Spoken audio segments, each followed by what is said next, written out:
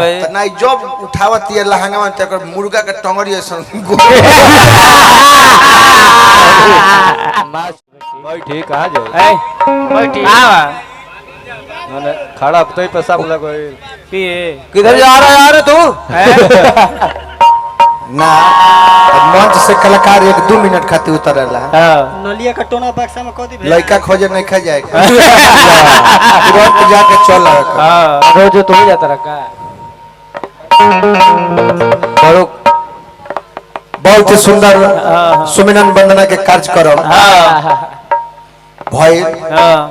होके कच्चा है सुमिरन में पिंकी आइली हम कहने के देखई अपन मार्केट बनना बोल वाला बड़ी मुर्गा का टंगड़ी एक दिन प्रोग्राम रहे 3 गोला रहे कुंवर जी अभियंता जी हम जब पिंकी कहां बोलाई खड़ा करे तो सब नहीं रहले कहले के हलचल भाई सभे नाची एकरा के हटा दो काहे भाई तो नहीं जब उठावत ये लहंगा में तक मुर्गा का टंगड़ी ऐसा मार चढ़ाइए हो गई बहुत सोई लेते निमन निमन लेदार जब समाज में जुटल त हमके खुशी होला हां जी उपाध्याय बाबा हमरा लौकता नहीं हम आग्रह करब कि तनी मंच पर तनी चले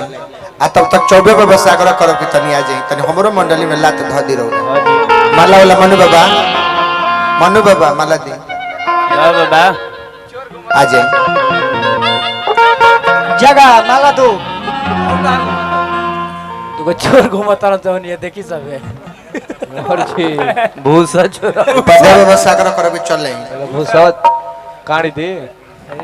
देखी सब संतोष बागी भैया तो जाली में फंस गए केने से निकली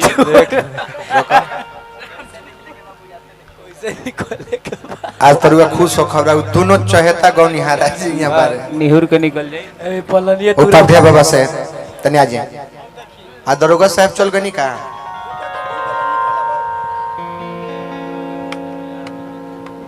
दरोगा साहब तनी संतोष भैया सब यहाँ करब के रोगा भी आ जाए मुकेश भैया तनी आई आ गिरी बाबा अजय बाबा तनी रौरो आ जाए दोनों आदमी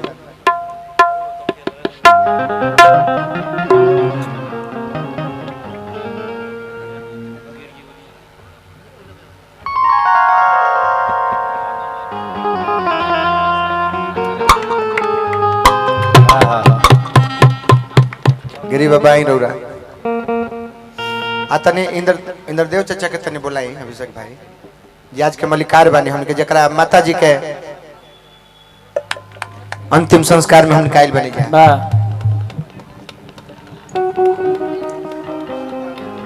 जी अब राउर आशीर्वाद तो बेजाय कैसे हम बोल लगल तनी इंद्रदेव चाचा के तनी आवाज दी हाँ आ तब तक हमने के अपना काम में लागत नहीं जा ना वो चल जाए ठीक बा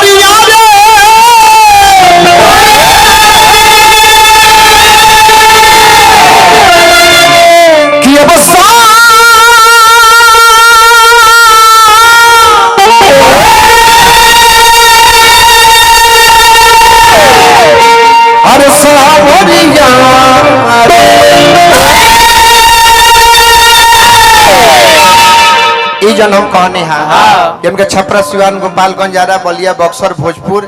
यहाँ जहाँ गनई गवाला वहाँ बोलल जाला एकरा के तनी पश्चिम में जाए जेना खाली बिरहा गावल जाला